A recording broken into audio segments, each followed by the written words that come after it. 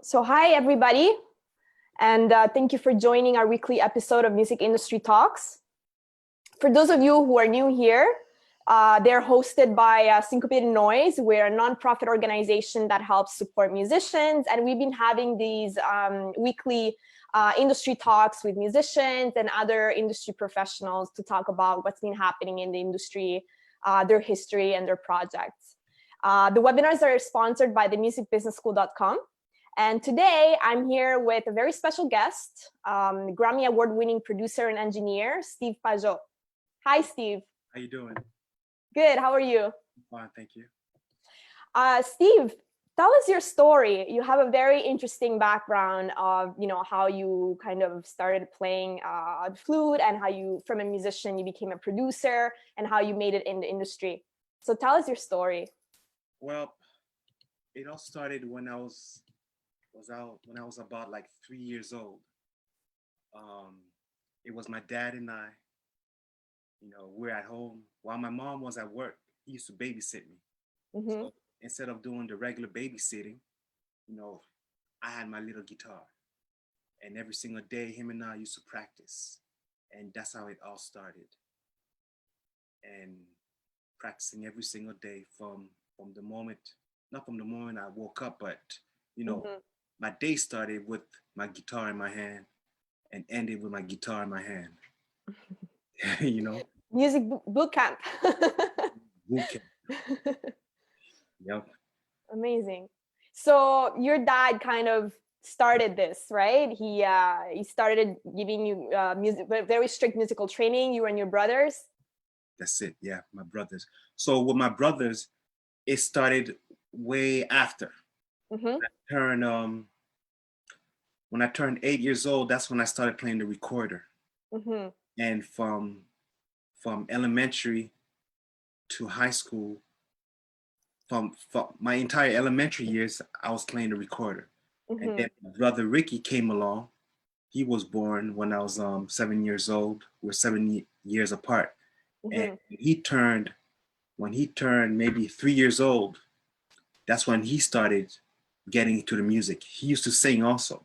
I remember it was my dad and I and my brother Ricky. Mm-hmm. I was playing, we're playing the Double Dutch Bus. Remember that? You remember that song? Uh-huh. The Double Dutch Bus coming down the street. My little Ricky was singing the words, was singing the song, and I was playing the melody on the recorder. Mm-hmm. And my dad was on the guitar. So that's how it started with us three, Mm-hmm. And when I turned 12 years old, I went to Pierre Laporte High School in TMR, and I went for an audition with my recorder, but Uh-huh. they told me that they don't teach the recorder.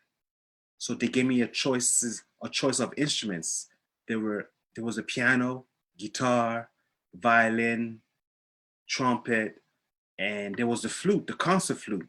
But Mm-hmm. I was always intrigued with the concert flute because I couldn't grasp how people would play having the instrument sideways and not see the True. notes. Uh-huh. And I was like, you know what? I'm gonna take that instrument. The challenging one. And I started playing, and I started at 12 years old playing the flute. So at Pierre Laporte, it was the type of school where just like the show Fame, Mm-hmm. how you would see everybody in the hallway with their instruments. You had ballet dancers. That was the same type of environment. Every single day we would start classes at 8:20, Mm-hmm. and finish at 4 o'clock every single day. We had our regular classes, math, French, English, and we also had our music classes. Mm-hmm. And it was like that every single day. Practice, huh? Yes. And then how did you get into music production? Well, the music production came years after. When I was 17, I knew that's when I wanted to go to New York. Mm-hmm. Right? And that's when my dad bought me a TR 505. Roland drum machine. Big shout out to Roland, Canada, and USA. I'm also endorsed by them. Awesome company. So he bought us a TR 505 drum machine, and we also had the DX7 by Yamaha. Big shout out to Yamaha also. I'm endorsed by Yamaha, and so that's how and I had a tape recorder, a double deck tape recorder. That's how I started making beats on the TR 505 and using the Yamaha DX7, and I fell in love with making beats. So I would start listening to a lot of productions, like when I would listen to like let's say a Janet Jackson album, I'll really pay attention to the production. And at that time, you know, there were a lot of big producers like Jimmy Jam and Terry Lewis. They did all the entire most of the entire Janet Jackson catalogs, you know. So I used to study them, and I got deeper into production, and I started listening to Teddy Riley, all the producers that were making it, that were doing it back then. That's how I got into production. Amazing. And then when you went to New York, what was your goal when you went there, and what were like some of the challenges? What were you looking to get from, you know, your trip to New York? Well, before I went to New York, I used to buy a lot of magazines, electronic musician magazines and EQ magazines. And I used to see all these producers on the front pages, and I would dream about seeing myself in those magazines. And I started every month I would buy electronic musician magazine, and that's how I started really into the engineering and production. So before I went to New York, I used to produce a lot of local acts like Misery, Technical Sense. Those were the artists that were popping back in the 90s in Montreal. Yeah. So after a while, I felt like I had reached the plateau, you know? And I was like, you know what? I need to go to New York. I need to go to the next level. So in 93, I took a trip to New York, and every CD, January 93, I went to New York, and all the CDs, all the songs that were popping on the radio. So I'd go to the Wiz store or HMV and buy those CDs. And behind every CD, all I would see was the same name coming up, Sean Puff Daddy Combs. And all these artists were signed to Uptown Records. So I took the address down, and I went to Uptown Records. When I got there, I told the receptionist, I said, yes, I have a meeting with Puff Daddy. But mind you, I didn't even know who Puff Daddy was. I had never seen him.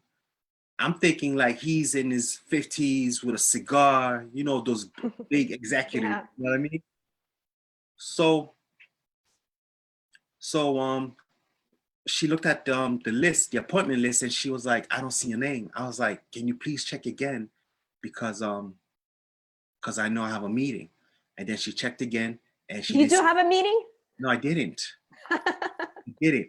I just went there. You know, I just believed in myself so much that I knew I was going to get that meeting. So she checked my name again, and she didn't see my name. And I made a whole scene. I was like, what? Oh my God, I don't believe this. I said, I called last week from Canada. They told me I can come today on Monday to have my meeting with Puff Daddy. I said, I just got off the plane. My ticket cost me $300. I said, do I look stupid to come to New York without a meeting? She was like, no, that's not what I'm saying. I was like, so what are you saying then? And somebody overheard the conversation. He was like, what's the situation? What's wrong? What's wrong?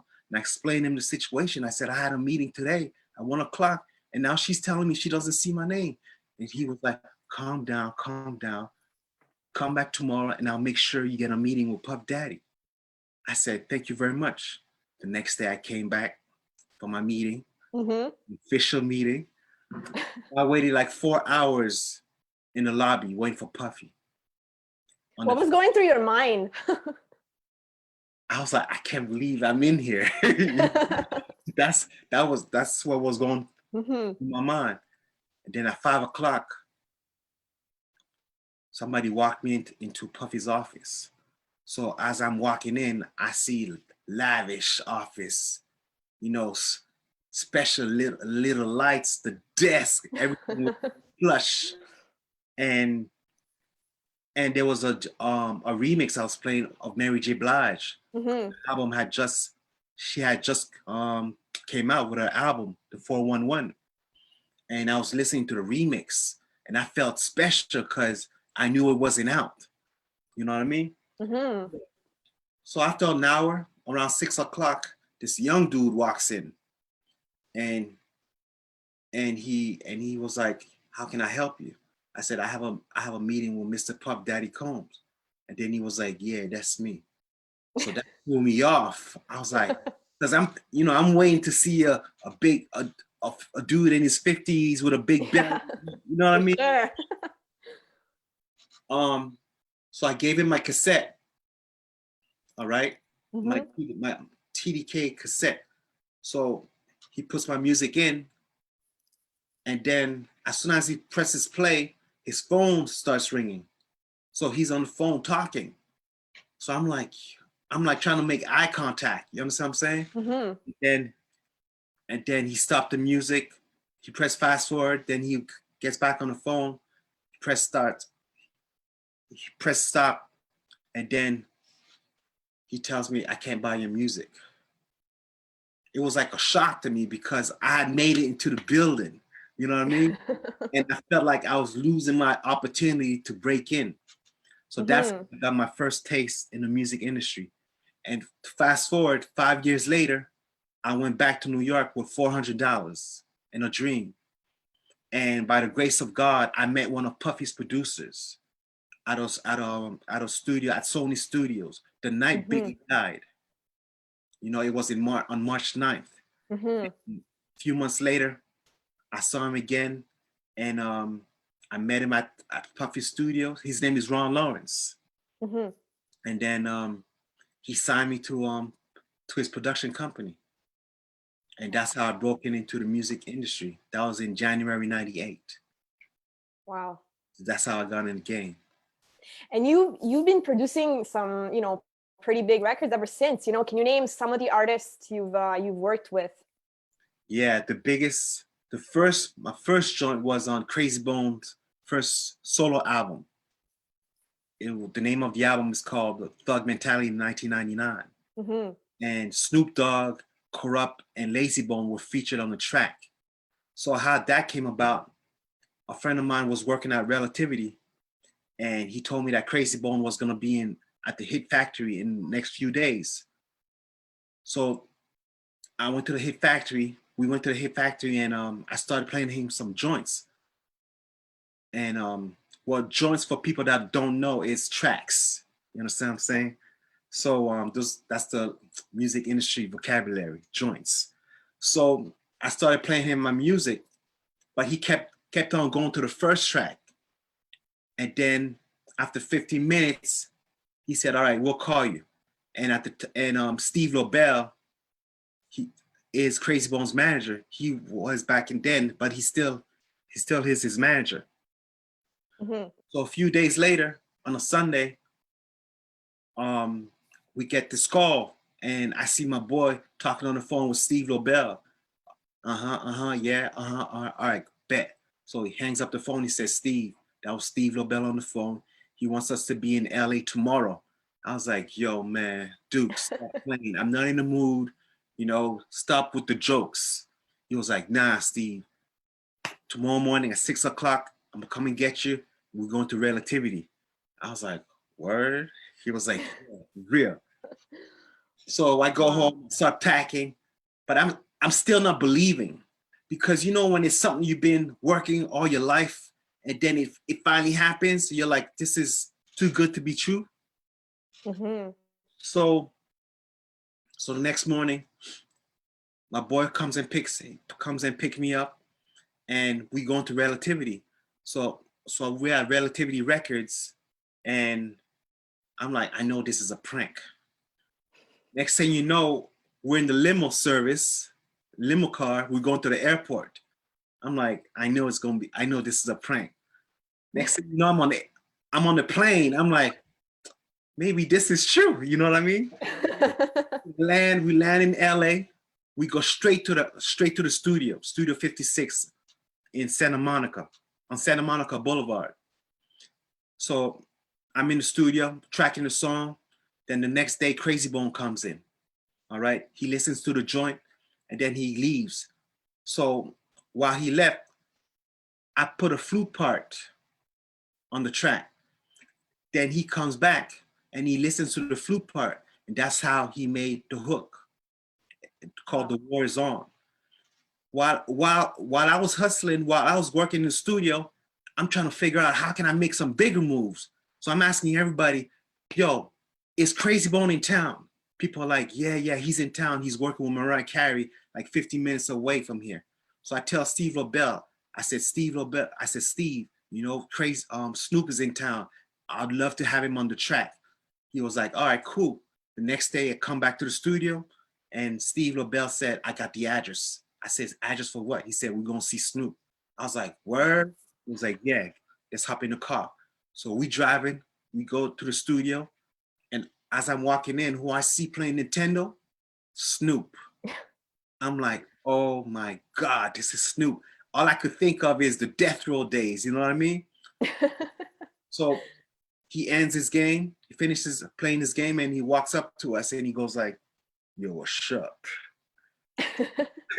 So I didn't know what to say. So I let Steve LaBelle talk. And that's how Snoop got on the track. 5 months Wow. later, 5 months later, the album goes platinum. 8 months later, I receive my first platinum plaque, which is that one behind me. Mm-hmm. I got one in New York and one here. So every plaque I got, I always made sure that I sent them to Montreal. Mm-hmm. You know, a gift to my parents. You know what I mean? For all those years, sure.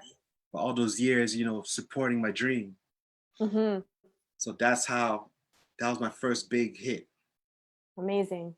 And then what happened when, you know, how did you end up working with Aretha Franklin and what happened, you know, from there? Well, I need to take my shades off for that one. So what happened is Ron Lawrence, the producer I was signed to, was like, Steve, I want to set up a system where every day we're going to have writers coming. Mm-hmm.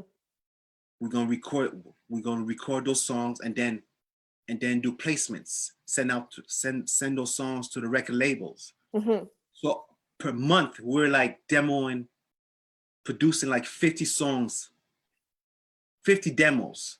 We're sending them out. So every day, while I was working with an artist like Don Robinson from En Vogue, we had other singers or writers in the next room. Mm-hmm. It was like a food chain. I would finish with one singer, one artist, then the next one would come. No, actually, yeah, and then the next one would come. While everybody was gone, I would mix all the demos. Like we would start the day like 11 o'clock in the morning till 6 o'clock the next morning. Wow. I would sleep at Ron's house. I had my own room. So I would go back home on weekends. On Mondays, it was like boot camp. Non-stop. So that song that we gave to Aretha, what happened is we produced that demo for this girl who was signed to Columbia Records. But she took forever. She was taking too long to give us an answer. So we gave the song to L.A. Reid, who was the CEO at Arista Records in 2003. He heard the song, he loved it, then he gave it to Aretha. He sent it to Aretha. Aretha loved it, she recorded it, and that was in September 2003. Next thing you know, the album comes out. A month later, we hear the song is nominated for a Grammy. So now I'm walking all over New York. Yeah, I'm a Grammy, I'm a Grammy nominee. You know, at first I'm walking in New York saying I'm a platinum producer. Then when the Grammy came, you know, I was like, I'm nominated for a Grammy. So 2004, February 2004, I'm watching the Grammys watching the red carpet, and at the bottom of the screen it says previously won Aretha Franklin for Wonderful. I was like, yo. Oh, wow. So because she won the Grammy, we all won a Grammy as well. Of course, for sure. And that alone set the tone for the rest of my career. That was like my ticket to everything. My green light. Of course. And from there, you continued working in, you moved. So you were in New York and then you came back to Montreal. No. I was doing the back and forth. I was visiting. You were always back and forth. Yeah. But, wow. But I was in New York for I've been in New York since 98, 20 to 24 years. I left Montreal. So I was living in New York. And after the album came out, that's when I started getting a lot of endorsements. Companies were sending me all types of equipment. I was in all the biggest magazines. Like the things I was dreaming about were coming to life. I was in magazines like Electronic Musician Magazine,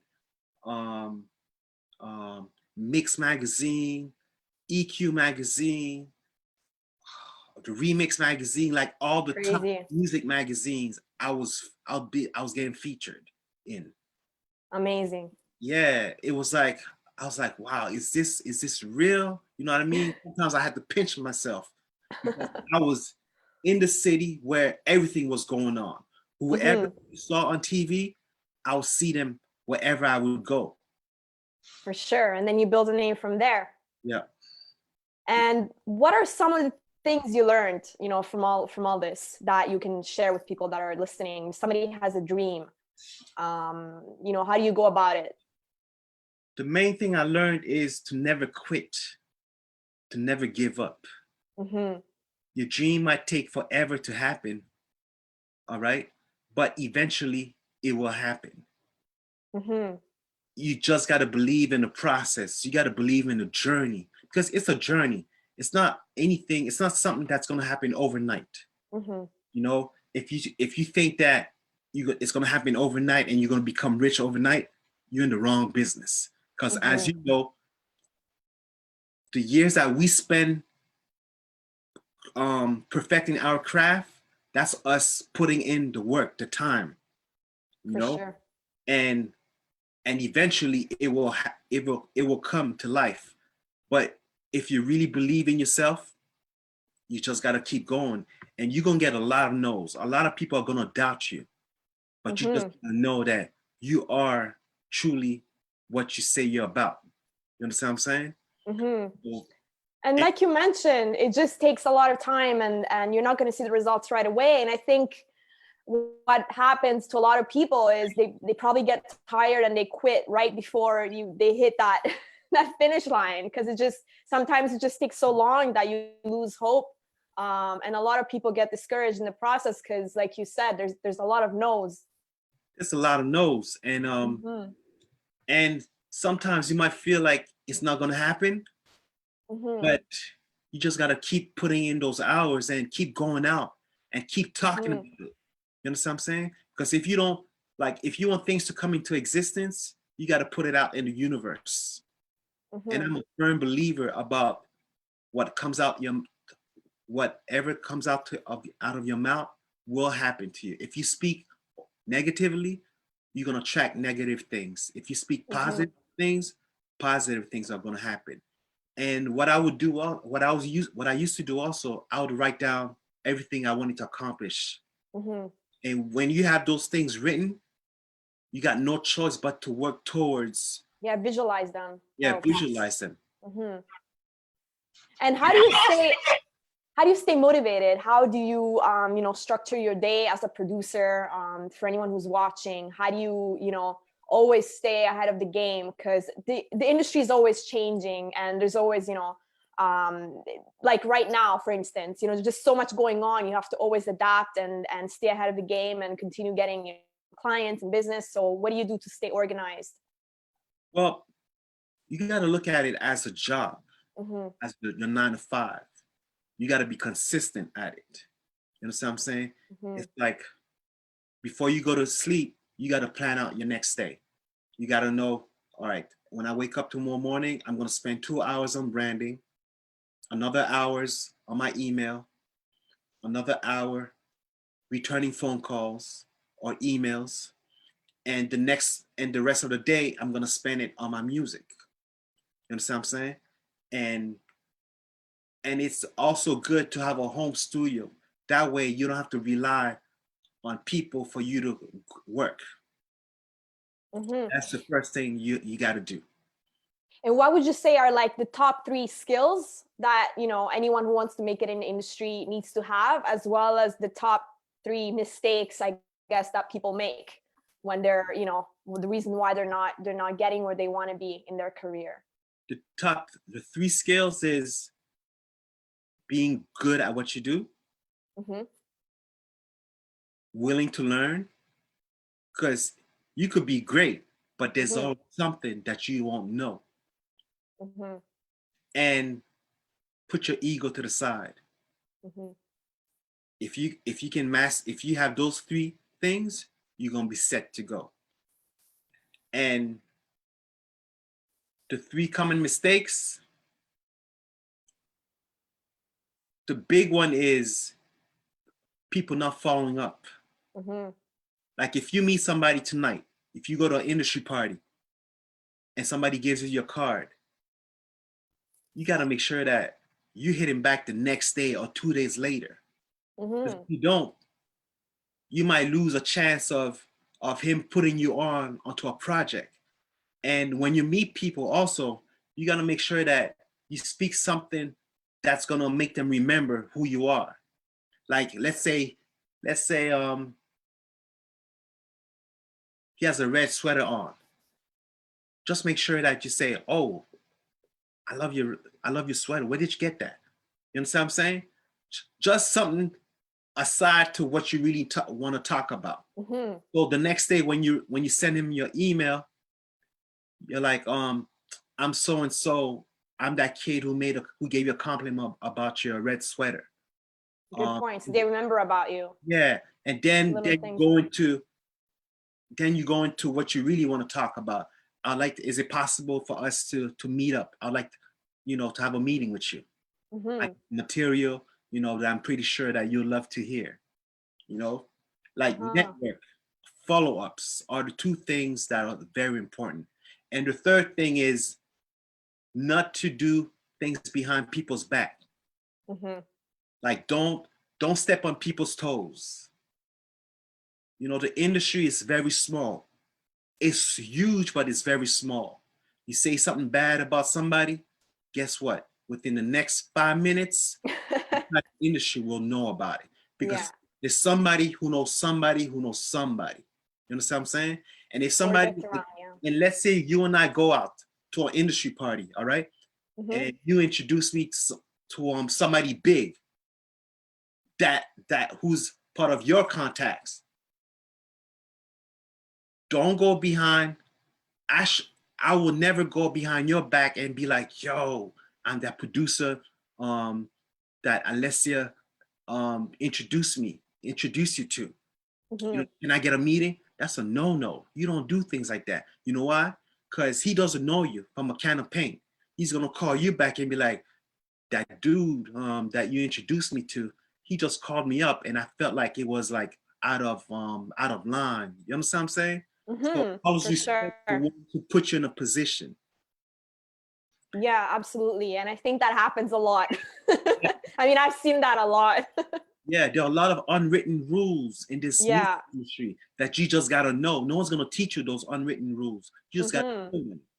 Of course. And if you're trying to build that respect and reputation, it's very important that you apply them and that you understand, the basics of, networking and respecting, the people who make those introductions, keeping them in the loop and thanking them and making sure that they're still part of the conversation and kept up to date with what's happening. It's super important. Exactly. That's how you got to do it. It's true. There's a lot of, like you said, unwritten rules that, that people don't necessarily know when they're trying to work in the industry, and then they step over each other's boundaries. And then that's not how you build a a network and the connections, you know, that's just not a way to do business. And that's how you lose. Mm-hmm. As hard as it could get for you to make it, but you can lose it by making one simple mistake. Yeah, exactly. And when you're working with artists, you know, what are the top things you look for when you're working with an artist? That, you know, they make you happy to work with them, and when you know, and then you see potential in them. What are some things that, you know, you look for when you're working with an artist? The work ethic.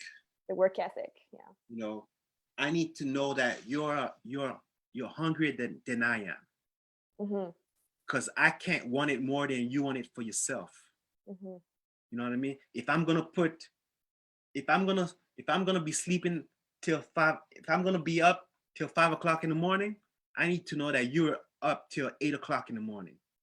Mm-hmm. Because if I'm putting work for you, I need to feel that we're both going into the same direction. Mm-hmm. You know, I've worked with a lot of artists, you know, that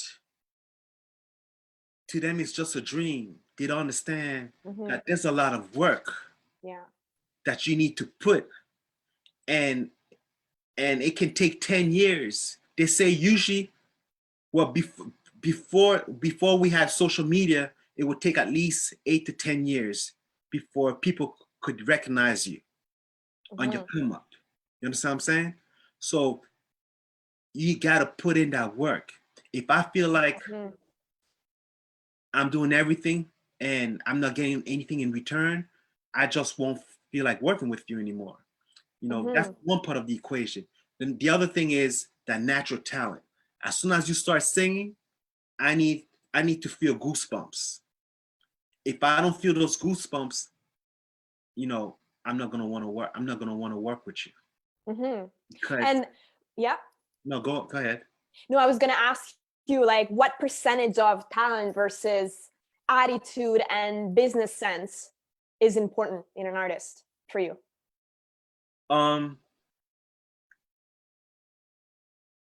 You see, that's where it gets a little bit complicated. Like I said, I love the talent, but you gotta be business savvy.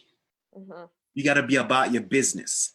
Like if I say we have a session tomorrow at 1 o'clock, you know, you gotta make sure you're here by 12:30, 12:45.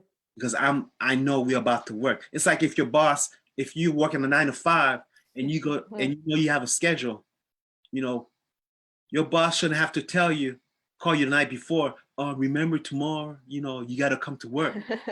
You understand what I'm saying? So it's the same thing with music. The studio is your 9 to 5. If I tell you, if I set a session for next Monday and today's Thursday, I say, you know what? On Monday, we have a session at 12 o'clock. I shouldn't have to call the artist. Remind you. Because that's your job.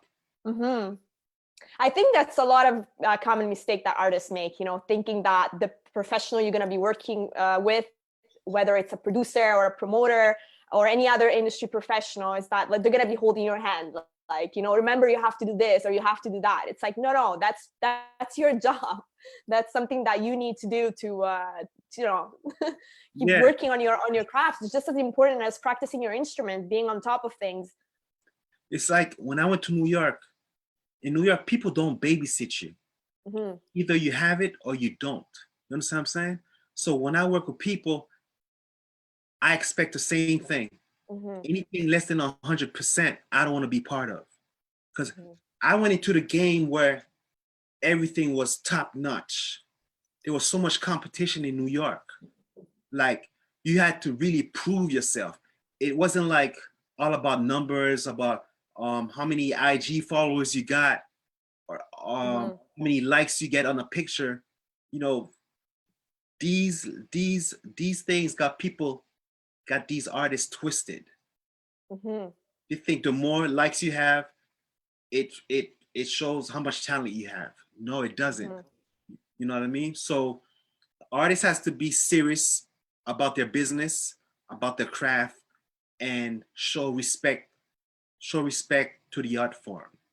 And we talked about it in the past as well, where you'll work with an artist and then they either forget to credit or they don't do it properly, or forget to credit their producers and the people that they work with. What's your advice for those artists that do that? It just, we see that all the time. I don't even know where to start. To me, it's a sign of disrespect, especially if the producer is trying to put you on. Like, let's say you're the producer, all right, and you're working with an artist, and you're trying to position that artist, all right. So you do a little video, and the artist puts it on their Facebook or on Instagram. A lot of artists won't say music by so and so, and the producer, it's a slap on the face for the producer, because you could at least, because you're not paying the producer. You understand what I'm saying? The time that he's giving or she's giving you should be accounted. So you could at least say produced by so and so. You know what I mean? And I think a lot of artists think that when they make it to a certain level, they think that they made it on their own. They forget that it was. They forget to credit. They forget to credit, and sometimes you're like, did they do it on purpose or not do it on purpose, or it was an administrative thing? You know what I mean? And that's, artists got to stop doing that. We give you a lot of free studio time to help you out. For every artist that I'm gonna charge, like, let's say if I'm charging 10 artists that I'm working with, there's one artist that I'm not gonna charge, because it's my way of giving back. If I believe in a certain artist, I'm gonna sign them to my production company. You know what I mean? So the artists that I'm not charging, whatever you do when I'm not with you, you got to make sure that you mention my name. Because if it wasn't for me, you wouldn't have no music out there. You know what I mean? If I'm paying an artist, it's like, and there's no strings attached. As long as you pay me, I don't care. I know my money's in my pocket. You know what I mean? For sure.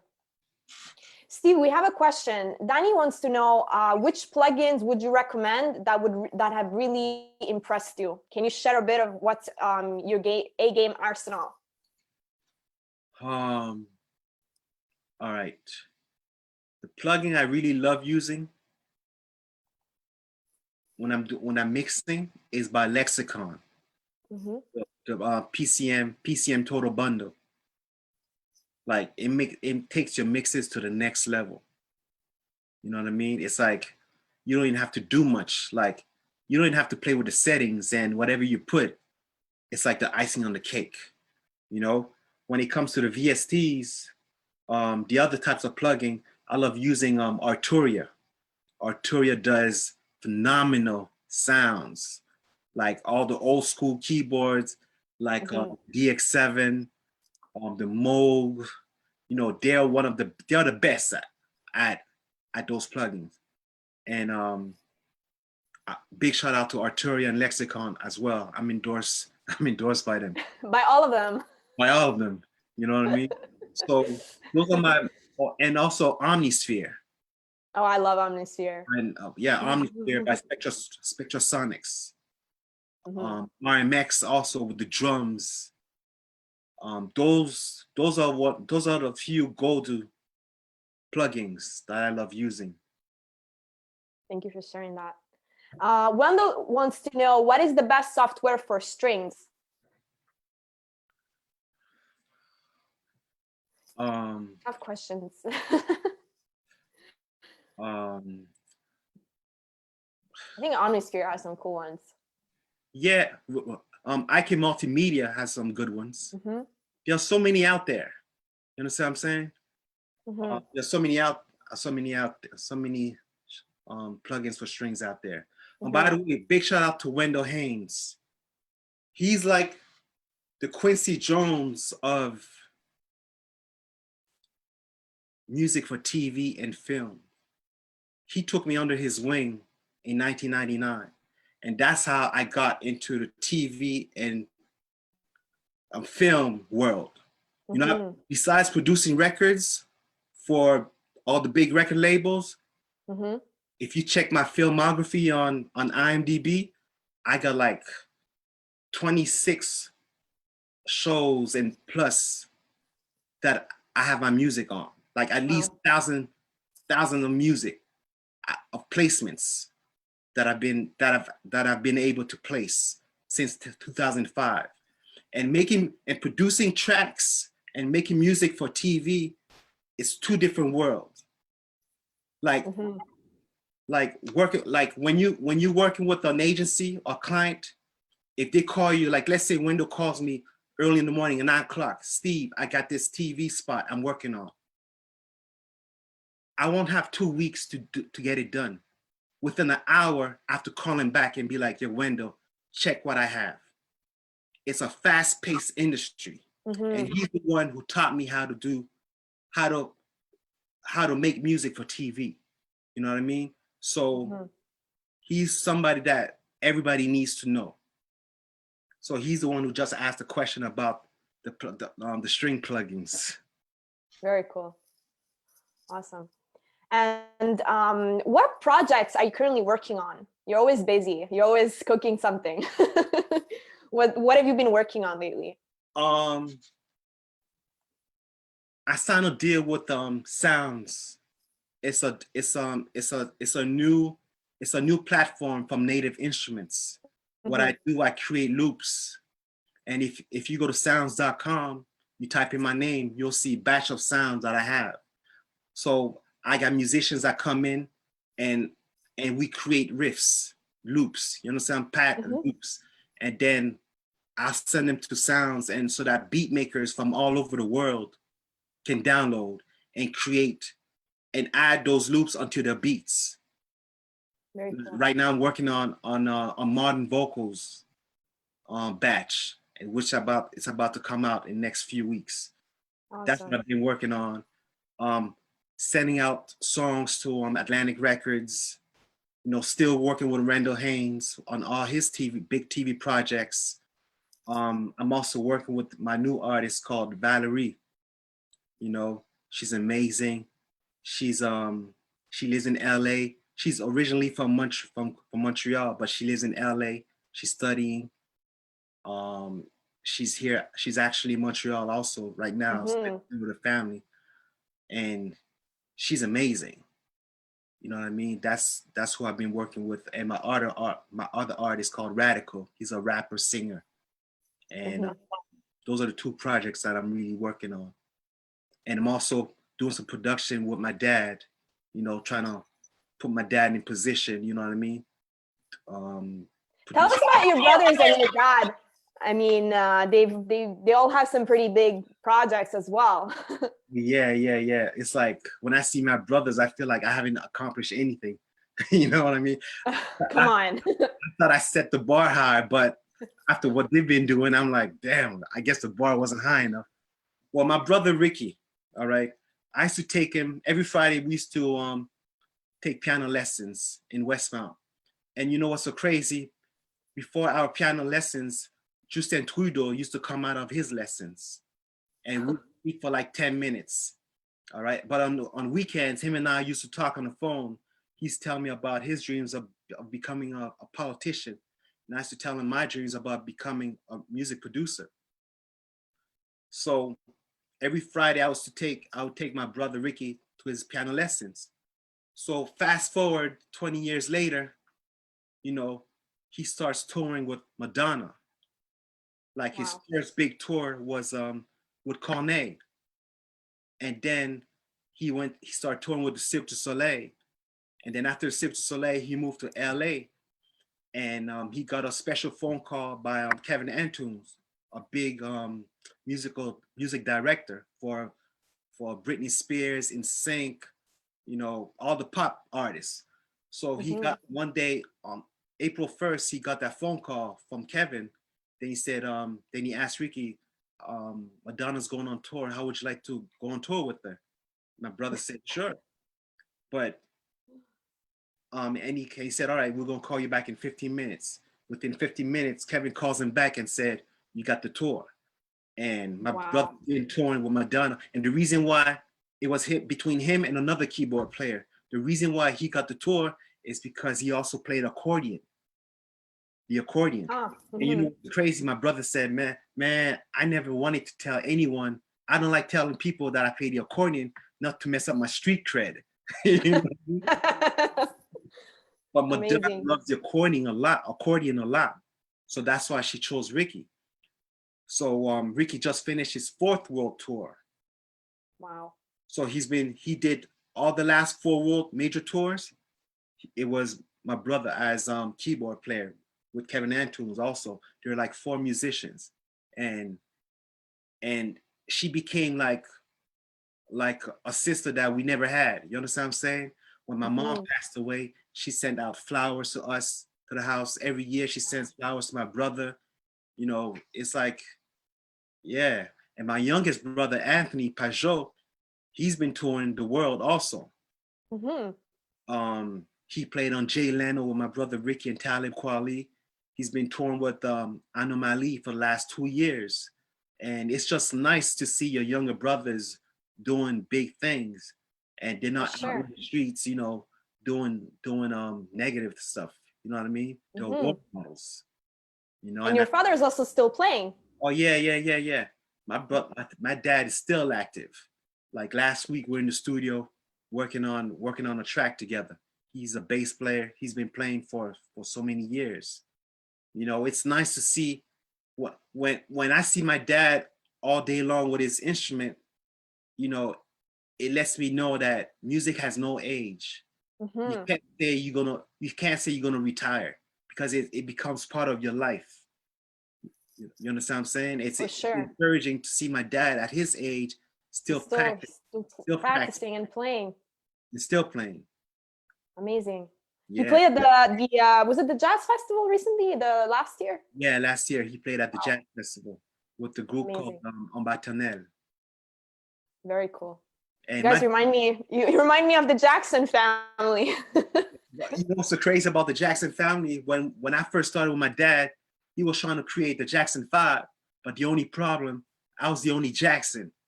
So I had to be Tito, I had to be Michael, I had to be Jermaine. You know, it was like crazy. And thank God Ricky came into the picture. He saved my life, you know? And then Anthony came. You know, Anthony started playing the drums when he was like 3 years old. I bought him Mhm. first drum set. I bought it at Toys R Us for $165. And then that's how he started playing. I think he was 2 years old. Wow. And from that Fisher Toys R Us drum set, look where it took him. You know, Hmm. I always made sure that I invested in my brothers, like giving my time. For And sure. it worked for both of them. You know, now my brother toured the world. Now, not only he toured the world, he just signed with Steinway and Sons. Steinway and Sons. That's a very rare endorsement to have. Son, yeah. It's like Wow. now when you My go, favorite pianos.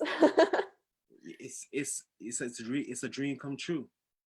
For sure. For sure. That's a huge accomplishment. Yeah. Very cool. And what are your thoughts on, everything that's been kind of going on right now in the industry? Do you have any advice for people that are going, through a tough time, whether, industry professionals as well as musicians, anyone who's touring? Do you have any advice for them? My advice to everybody in the music industry right now is to not get discouraged. Hmm. We're going into a new lifestyle. Hmm. Everything's about to change. So you just got to make sure you follow, you're ready you're ready to go with the switch. You understand what I'm saying? Now everything's going to be online. Now you're already seeing groups, bands, like I've seen a lot of Haitian bands performing, doing lives. Now they're charging with Cash App, um, um, with all types of application. You understand what I'm saying? What's the other application that they're using? charge people? PayPal. You understand what I'm saying? So there's gonna be different ways of making money. We're going into a new world, new type of living. We're not gonna have a lot of concerts. The concerts are gonna be at home. You know, now Facebook is about to have musicians or artists be able to charge people if you want to see their performances, which is extremely good. You know, you gotta get creative. You know, there's so many avenues. You can start doing music for TV, doing music for film. You just gotta educate yourself, reading books about the music industry, how to go about every situation. Thank God for me, I was always like 10 years ahead. Like what people are about to do right now, I was already doing them 10 years ago.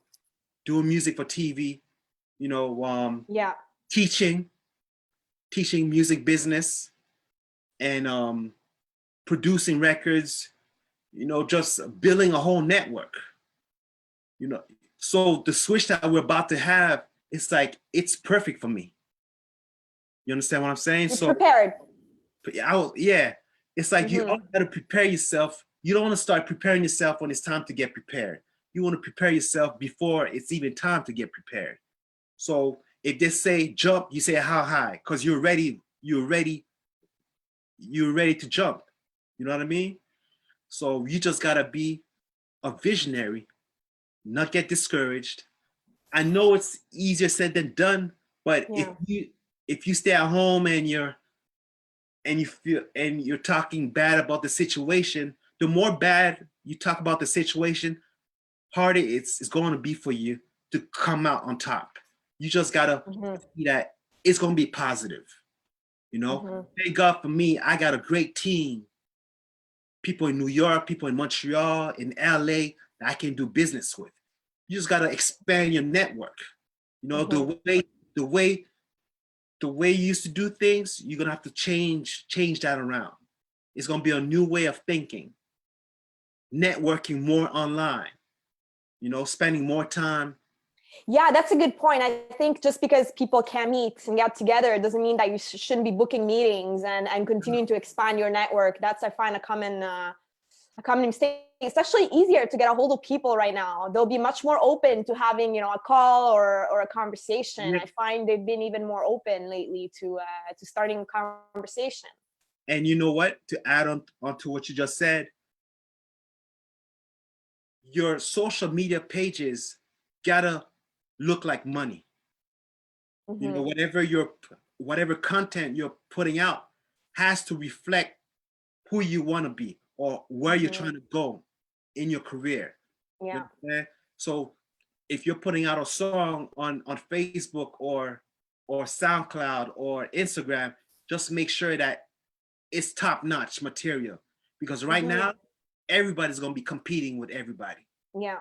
You understand what I'm saying? For sure. Like, it's who you can attract the most.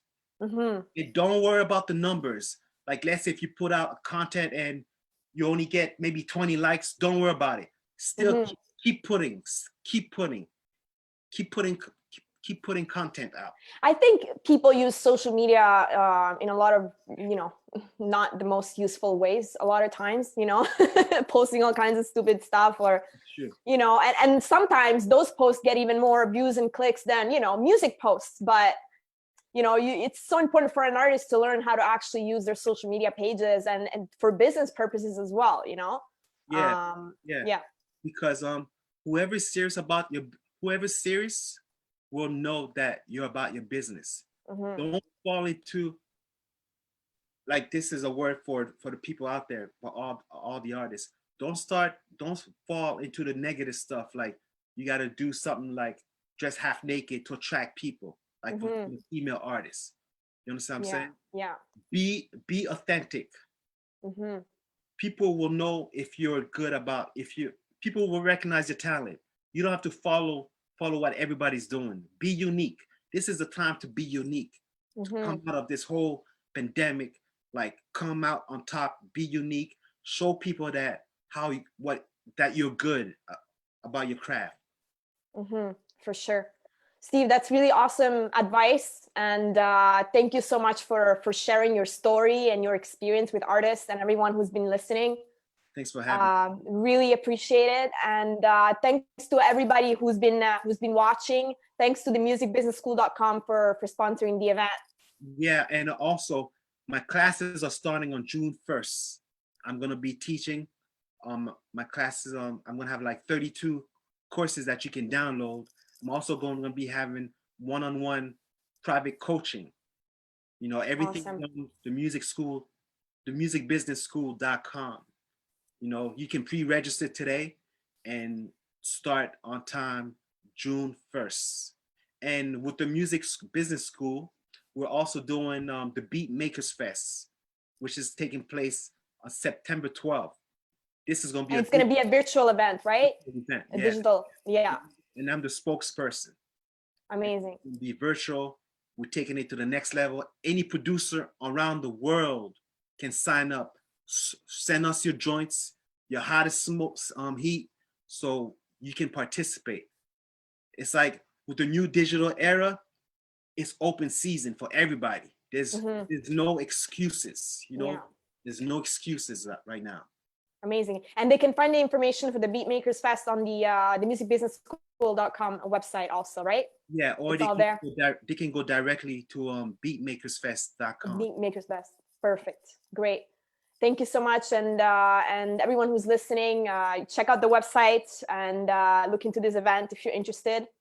And keep hustling, stay positive, and stay hungry. Yep, stay hungry. That's the key to success. Thank you, Steve. You're welcome, Alicia. Thank you so much. Bye. Bye-bye.